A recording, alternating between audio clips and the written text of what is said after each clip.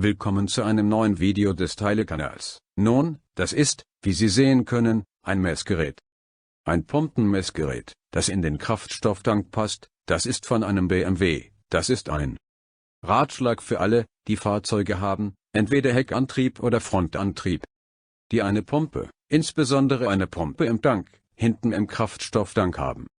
Gewöhnen Sie sich daran, den Kraftstofftank nicht in Reserve zu lassen. Okay, das ist eine Pumpe, die Anzeige ist dieses Stück. Nun, diese Pumpe wird in den Kraftstoff getaucht und diese Pumpe kühlt ab.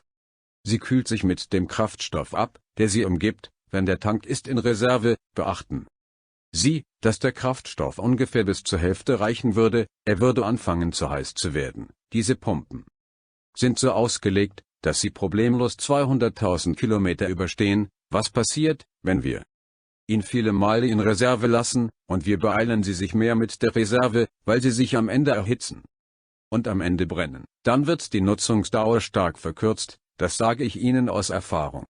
In diesem Auto zum Beispiel war dieses Auto lange Zeit mit wenig Kraftstoff betankt.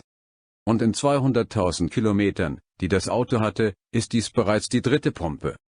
Die dritte Pumpe, die installiert wurde. Eine andere Sache, wenn Sie die Kraftstoffreserve stark aufbrauchen, denken Sie an den Schmutz, der sich im Tank befindet, da er am Ende möglicherweise durch ihn hindurchgeht. Sie haben einen Filter am Boden, um den Kraftstoff zu filtern, aber wenn der Kraftstoffvorrat, der Schmutz im Kraftstofftank, konzentrierter ist und am Ende durch ihn hindurchfließt, und dann gelangt dieser Schmutz zur Pumpe und kann diese Pumpe verstopfen, und auch den anderen Filter, den Sie im Fahrzeug haben, der Kraftstofffilter und sogar ein Teil dieses angesammelten Schmutzes können auch durch diesen anderen Filter gelangen und die Auslass- oder Einspritzpumpe und die Einspritzdiesen erreichen, mit den daraus resultierenden Problemen, die dies verursachen kann. Deshalb sage ich bin es gewohnt, das Auto nicht zu verlassen in Reserve und viel weniger, um die Reservierung zu überstürzen. Nun, ich hoffe, dieses Video war hilfreich für Sie. Einige von Ihnen